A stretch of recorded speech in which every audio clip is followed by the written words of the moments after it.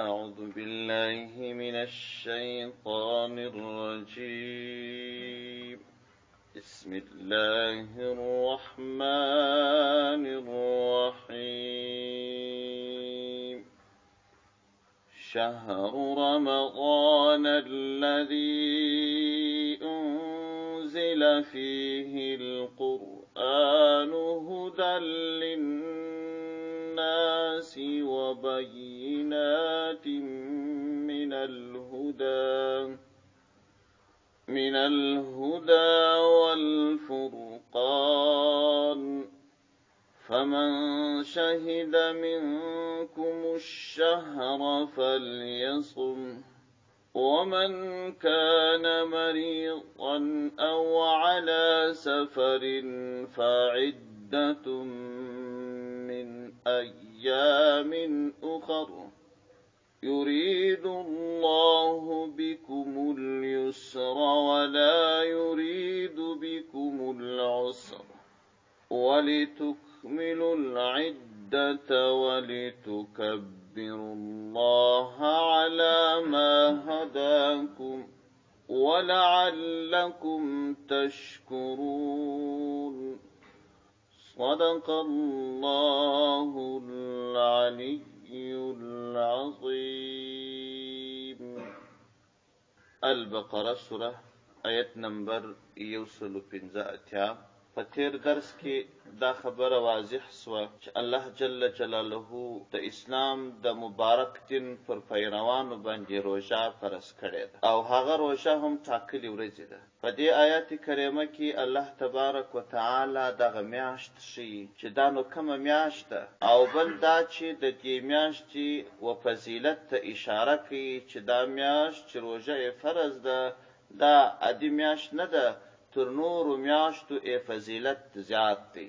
ذکر رب عز وجل فرمایي وای شهر رمضان الذي میاشت رمضان المبارک الذي هغه میاشت انزل چې نازل کړل سوی دی فيه فدی میاشت کی قرآن نازل سوی دی. الله تبارک وتعالی دا خبره وشودل چې د رمضان المبارک میاشت چې ده د دغه رمضان المبارک د میاشت روژه فرض ده. په کال کې دوه حساب دي، یو حساب د میاشتو شمسی دی، یو حساب د میاشتو قمری دی. شمسی حساب هغه چې په دې افغانستان کې مصطلح دی د حمل د میاشتې څخه شروع کیږي. د حمل لومړی دا د کال یا د شمسي سنې د کال لومړی ورځ وي، بیا نو پسې د حمل میاشتې پسې سور دی، حمل، سور، جوزا، سرطان، اسد، سبوله، میزان، عقرب، قوس، جد، دل و حوت. حوت میاشت دا ورستۍ میاشت. دغه شمسي نظام چې دی دا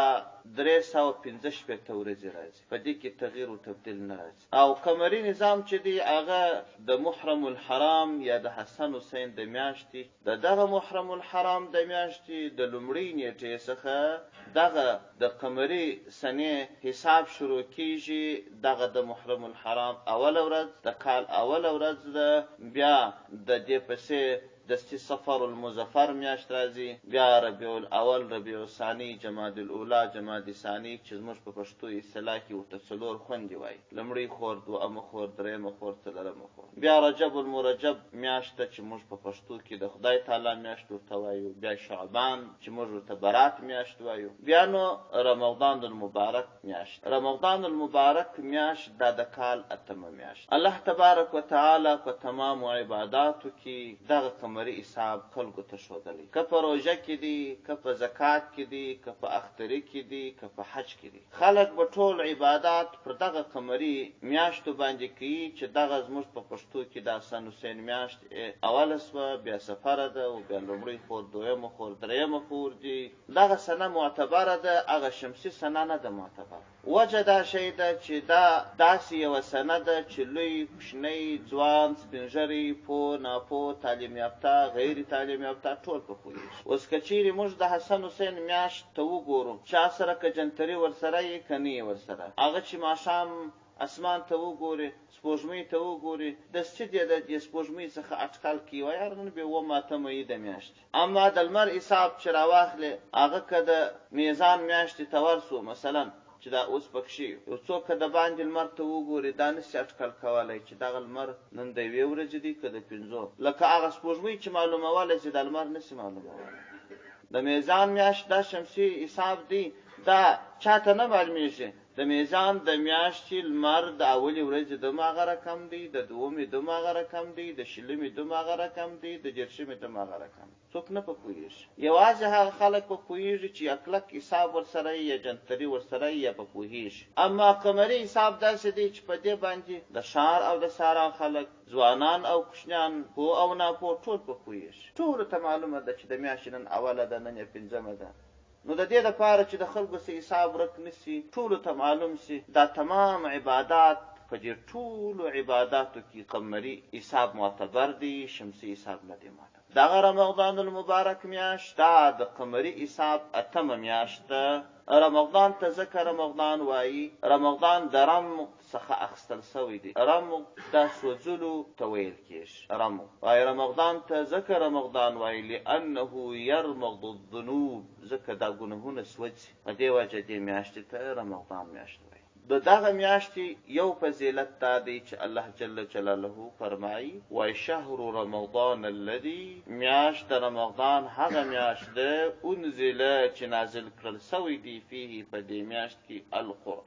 قرآن نازل سوی دی یوازې قرآن نه بلکې اکثر آسماني کتابونه په دې میاشت کې نازل شوي په دې میاشت کې پر نوح علیه السلام باندې چې د هدایت لپاره څه نازل شوي دي صحیفې تفسیر قرطبي لیکلي دي په دې مشهورو صحیفو کې نه دي هغه په دې میاشت کې نازل شوي دي انجیل په دې میاشت کې نازل شوی دی زبور په دې میاشت کې نازل شوی دی روایت کې راځي چې قرآن عظیم شان د دې میاشتې پر 24 تاریخ باندې نازل شوی دی همدا وجه ده چې بعض علما فرمایي وایي د شب قدر شپه 24مه ده ځکه دغه روایت چې تفسیر قرطبي را نقل کړی دی چې قرآن عظیم شان د رمضان المبارک په 24مه نیټه نازل شوی دی په 24مه شپه نازل شوی دی او الته بل ځای کې الله جل جلاله فرمایي ان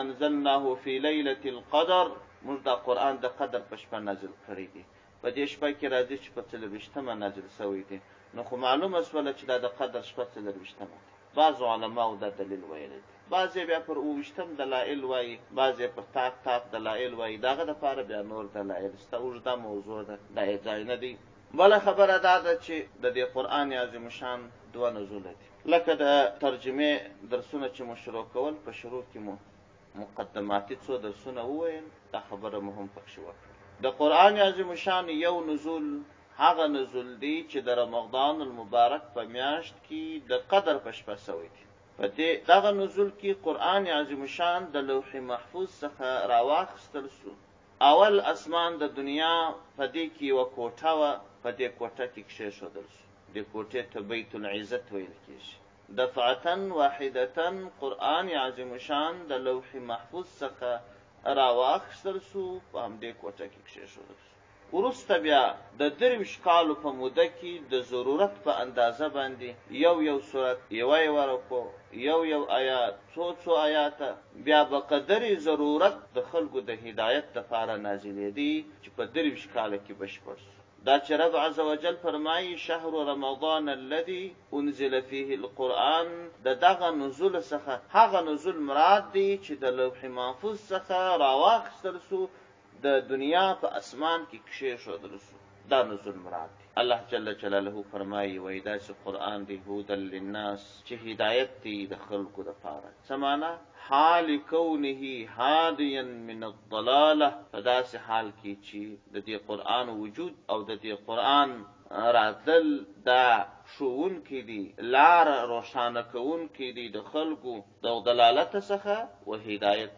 او هدایت دی و خلقو ته وبینات من الهدى وبینات د دې معنا څه ده آیات واضحات په دې کې آیات واضح نشي نشانې د الله عز وجل پر قدرت باندې آیاتونه دلائل او د الله عز وجل د تمامو فیصلو پر حقانیت باندې دلائل دي من الهدى د هدایت څخه. من الهدى څه معنا؟ مما يهدي الى الحق من الاحکام، یعنی د هغه شیانو آیات دي چې هغه ښوونه و حق ته د احکامو کوي. والفرقان، دا والفرقان عتب دی لاندې تر دامنې بیانیه کیږي. هدى للناس وبینات ومن الفرقان، دامن وسره راګرځي چې هغه آیات بینات، آیات واضحات هغه عبارت د هدایت څخه دي، او هغه آیات بینات عبارت د فرقان څخه دي.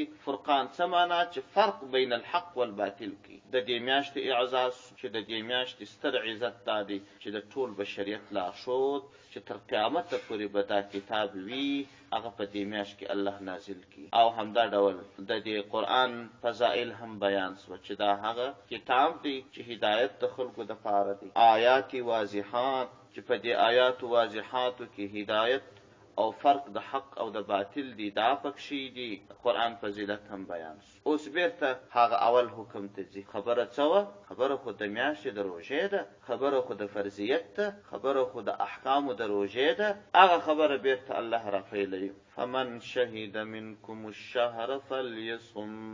فمن شهد څوک که حاضر سو منکم ستاسو څخه الشهر و میاشتې ته فلیصم روژه دې ونیسي. د روژې میاشتې ته حاضرېدل نو څنګه دي؟ د دې په مطلب باندې ځان پوهېدل پکار. د روژې میاشت چې کله رانوې سوه، یعنې دا چې میاشت ولیدل سوه، په دغه وخت کې د انسان یو دا جسمي او ظاهري وجود دی او یو معنوي وجود دی. ظاهري وجود دا دی چې میاشت راخیږي، ته دا یې ژوندی یې، روغ یې، جوړ یې، لاسونو، پښې او سر او سترګې او فکر لرې.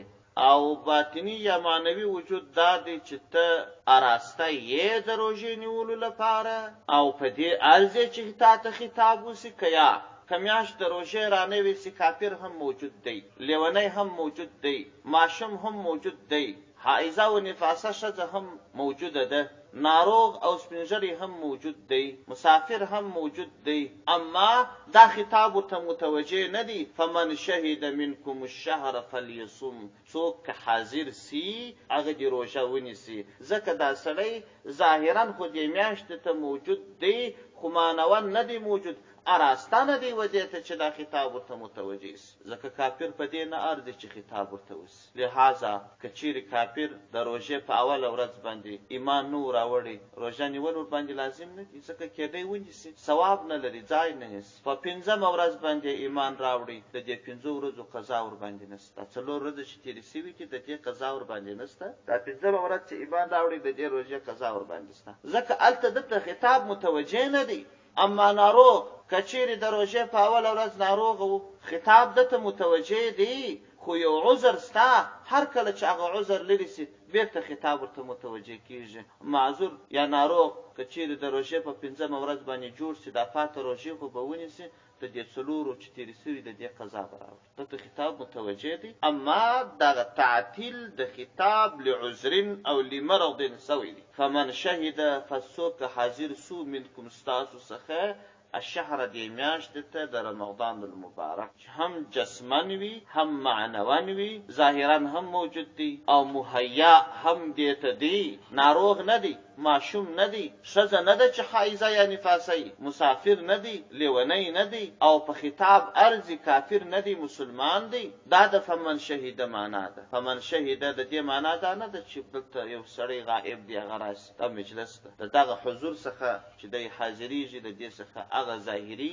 حضور هم راځي چې جسمن به موجود وي، ژوندی به وي، او هم دا ځینې مراد دی چې خطاب ورته متوجه وي، او هم دا ځینې مراد دی چې شرایط به پکښې موجود وي. دا خو یوه خبره سوه، د شهود معنا سوه. دوهمه خبره ده میاشتې د راختلو مسله ده. د میاشتې د راختلو په مسله کې د پیغمبر صلی الله علیه وسلم مبارک هدایت دا دی: صوموا لرؤیته صوموا لرؤیته وافطروا لرؤیته. تاسې چې دا میاشت نیسئ دا به هم د لیدلو نیسئ. هر کله چې د رمضان د میاشت روژه میاشت مو د دې خوا ولیدل نو روژه ونیسي، او هر کله چې مو د کوچني اختر د میاشتې سپوږمۍ د دې خوا ولیدل ماته یې کړي، یعنې اختر. او که چیرې میاشت پر تاسې پوشیده سوه، ځینې سیمې داسې چې د اولې شپې میاشت نه پکښې لیدل کېږي، لکه دا زموږ او ستاسې ساحې اکثره داسې یا د دې ښاریاتو په وجه باندې یا دا جغرافي موقعیت داسې دی، غرنۍ منطقه ده، میاشت نه پکښې لیدل کېږي. دا ساحې د مځکو پورته وکښته، ډېر پورته وکښته. که زموږ د دې کندهار څخه کابل فرض کړو، هغه ډېر لوړ دی،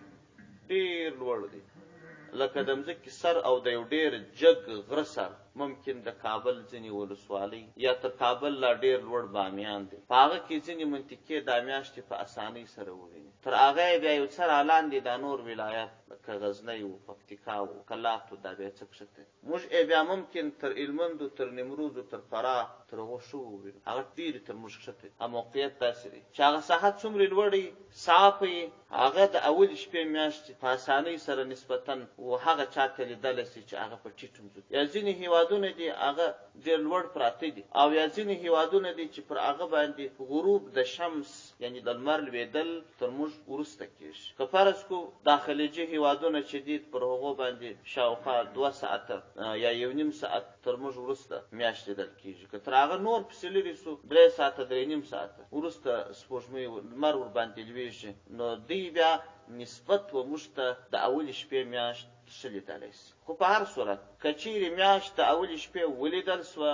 روژه دې ونیسي. که ونه لیدل سوه نو د برات د میاشتې 10 ورځې چې یې پوره کړلې، بیا که نو میاشتې دلې کې نه یې لیدلې، روژه دې کړي.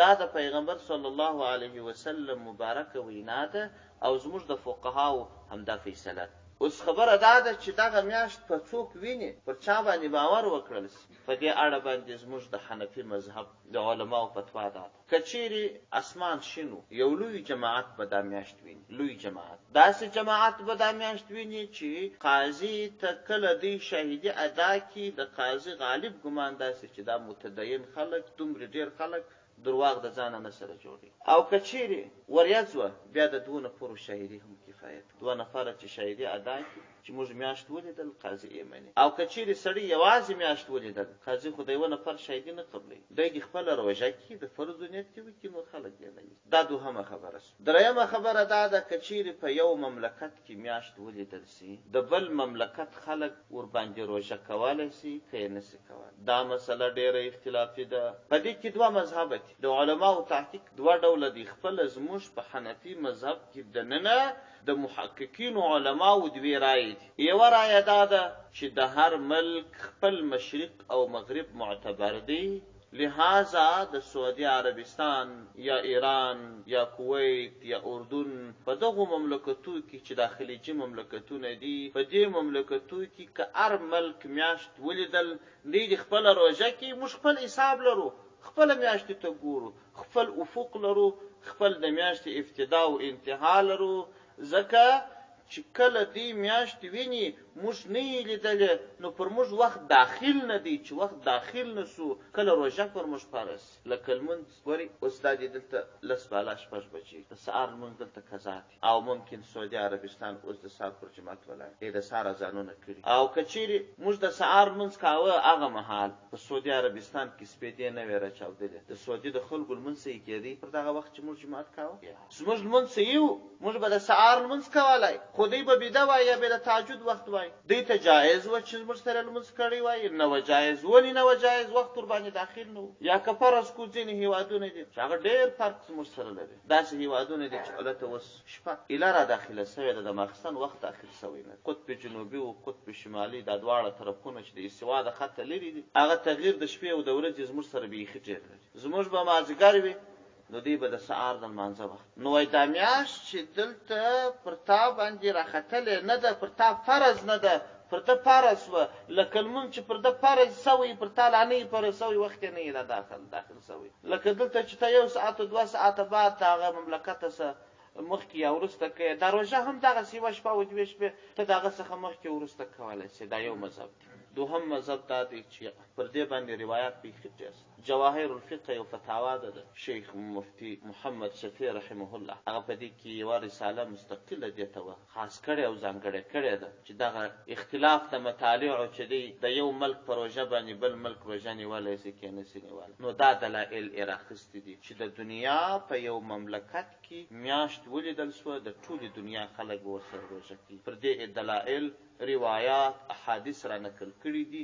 دا قول دا راجح دی، پر دې دلایل زیات دي. خو اوس یو بله ستونزه ستا دا زموږ او ستاسو د عصر د وخت په دې کې خو شک نسته چې دا قول راجح دی. پر دې دلایل ډیر دي چې د دنیا په هر یو اسلامي هیواد کې فیصله د روژې وسوه، د ټولې دنیا خلک به په هغه فیصله روژه کوي. دا قول راجح او مفتابه دی. خو سوال په بل ځای کې دی، هغه دا چې هغه اسلامي ملک چې روژه یې تثبیت کړل هغه به یې څنګه تثبیتي؟ داسې به یې تثبیتي لکه شریعت چې وایي، او که به یې د حساب پر قانون تثبیتي. په شریعت کې حساب ته اعتبار نشته. حساب ته اعتبار یې اوس که زه ته سره کښېنو د راتلونکي کال د محاسبې په حساب د روژې ورځ ټاکلی سو چې دغه ورځ روژه، سپوږمۍ ته حساب کو، د قمري نظام ته حساب کو، 24 ساعته حساب کو، شمسي نظام ته حساب کو. شریعت وایي چې پر دې اعتبار نشته. لیدل معتبر بس. شریعت دې ته اعتبار نه ورکوي چې ته په تیاره کې پسې ورپه اواسه وګوره لوړ. پیغمبر صلی الله علیه وسلم په مکه مکرمه کې ژوند وکړي، په مدینه منوره کې ژوند وکړي. په دا مدني ژوند کې خو اسلامي نظام، اسلامي حکومت قائم و. هېڅکله پیغمبر علیه السلام یو صحابي ته حکم نه دی کړی چې اله نن مشکوکه روژه ده ته دا غره ته وخېږه میاشت به ونه وینې، بلکې لاندې په مځکه کې صحابه ټول عمر د میاشتې لیدل او د کوچني اختر د میاشتې لیدل دغه کتل معتبر کړي. دا په دربینونو کې په تیارو کې ورپاوا کېدل یا د دریاب سواحلو ته پسې تلل دا معتبر نه. او همدا ډول په هغسې حال کې چې میاشت ولیدل سي او قاضي ته شاهدان تیر سي، اسمان ورځ نه وي، هغه د عادلو د متقیانو خلکو عدالت شرط دی. دا چې دی هلته انتظار کوي یو سړی چې تلیفون ورته راوکړي وایي ما میاشت ولیدل، بس دی د یوه کس شاهدي معتبره بولي، یا مخکې لا فیصله کړې حساب یې کړی مازې د دې خلکو سترګې ورپټوي. د حساب په قانون باندې د حساب په قانون یا دغسې په تیارو یا دغسې د یوه سړي په لیدلو باندې د رمضان المبارک د میاشتې تثبیت یو اسلامي هیواد وکړي، د دې اطاعت په کار نه دی. ځکه خو نو پر شرعي معیار باندې دا کار نه دی کړی. اوس که چیرې دی پر شرعي معیار دا کار وکړي، لکه دا زموږ حنفي مذهب، هر ځکه مالکي مذهب، حنبلي مذهب، په دې مذاهبو کې پر یوه مذهب ولاړ سي، بیا فیصله وکړي ما او تا که دلته یو، که په پاکستان کې یو، که په هندوستان کې یو، که په شرق کې یو، که په غرب کې یو، دغه اسلامي هیواد چې دا کار وکړي پر ما او تا اطاعت لازم دی، بس ورسره روژه کوو. او که دی د حساب په قانون باندې یا په انګریزي کمپیوټر باندې یا په اسرا باندې هغه د فلکیاتو یا د سپوږمیو یا د میاشتو حساب چې انګریزانو مهیا کړی دي په هغه آلاتو باندې کار کوي، بس وایي ځه د حساب له مخې سبا روژه ده، نو بیا د داسې سړي اطاعت په کار نه. لہذا ځینې اسلامي هیوادونه چې د سعودي عربستان سره نه اختر کوي، علما یې همدا دلیل وایي چې د سعودي اطاعت خو پر موږ لازم دی، اما په دې شرط چې دی تثبیت د دې میاشتې پر شریعت وکړي. خو اوس دی پر شریعت باندې تثبیت د دې میاشتې نه کوي، نو موږ موافقت نه ورسره کوو، خپل حساب کوو. اسلامي خلافت خو ډېر مهم دی چې اوس کفارو د دنیا پر مملکتو سره وویشل. اسلام یو ملت دی د شرق تر غرب، لکه جسد یو جسد. کفارو د اسلامي مملکتونو هم سره وویشل، اوس نو هر یو خپله ټکاله باندې اور اړوي. که نو اتفاق و اتحاد یوه اسلامي محکمه خو نو ډېره شي. او پاته زه ته خو نو موږ مجبور وي، بله لاره نه لرو. د عربستان که اختر کوي ورسره اختر کوو، که روژه کوي ورسره روژه کوو. څوک زموږ دا غږ تر دې رسوي چې موجوده حکامو ته ووایي چې د الله په خاطر تاسې یو علما، یو جماعت محققین، مفتیان لري، قاضیان لري چې هغه دا مسله وڅېړي د سعودي عربستان سره سپینه کړي چې تاسې پر کوم معیار د روژې تثبیت کوئ. که دوی زموږ د شریعت سره برابر کړي نو خاطی د دې اطاعت به کوو، د دې خواري کاږي، زحمت کاږي، خیر دی یوسي میاشت تثبیتوي، یو خبر دی مشترکي، موږ به ورسره روژه کوو. او که دوی د خپلې ګیډې یا د خپل قانون د هغه له مخې روژه کوي، نو موږ خو مسلمانان یو، موږ یو پوره ملت یو، موږ یو پوره جماعت یو، موږ یو پوره نژاد یو، موږ یو پوره مملکت یو، علما لرو، محققین لرو، روحانیین لرو. موږ کې دومره استعداد نسته چې خپل د میاشتې تثبیت په خپله وکړو. د حساب سړی را پکښې نسته الله بلا بګردنی مولا د یو د روزه تثبیت نسو کولای، زه تو خدای ځاغ نسو پورته کولای، ما استاد څوک او نو بل لار مشتنسته، یوازې بس دغه لار د سعودي عربستان د تثبیتي روسه روزه کو. الله دې عفرت او الله دې رس قبلي. کله ډېر وختونه دا سراغي زه مجبور سوم د اختر په ورځ مې روزه نیولې، ما یقیني چې اختر نه دی، یقین وي اما خلکو تم پتوان ورکوم ځکه دا به یو بل فساد اختلاف، یو به یو څوای بل به بل څوای بل به بل څوای. یو ضعیف قول کې اجازه ستانو یو نری لار ستا ورته، نو بیا چې داغه په مقابل کې دلته لوی جنجال په ټولنه کې مخالفت په شریعت کې ډیر ممنوع. په هر صورت فمن شهد منکم الشهر، د دې مطلب دا دی فلیصم، روزه دی ونیسي، ومن کان مریضا، او که څوک ناروغ او علی سفر یا په سفر باندې وو، لکه په تیر درس کې چې مو څه مسائل بیان کړل. فعدة شمیر د روزو لازم دی پر د باندې من ایام اخر د نور ورځو. یرید الله اراده لري الله پاک بكم پر تاسو باندې الیسر د اسانی، ولا یرید اراده نه لري بكم پر تاسو باندې العسر د سختی. په دې دین کې اسانی ده، په دې دین کې سختی نشته. پرون مون پر دې موضوع لږ خبره وکړه. ولتکملوا العده، او د دې د فاره چې تاسو پرکی هغه شمیر د روزو سمو په کور کې نیولې دي، بیا په سفر تللی یا روزه مو خوړلې ده، بیرته چې کور ته رالاست هغه شمیر ورپرکی. ولتکبروا الله، او د دې د فاره چې تاسو د الله لوی ثابت کی علامه هداکم، پر هغه څه باندې چې تاسو ته هدایت کړی دي، او لعل د فاره د دې چې کوم تاسو تشکرون، تاسو شکر ادا کړئ. سبحان ربک.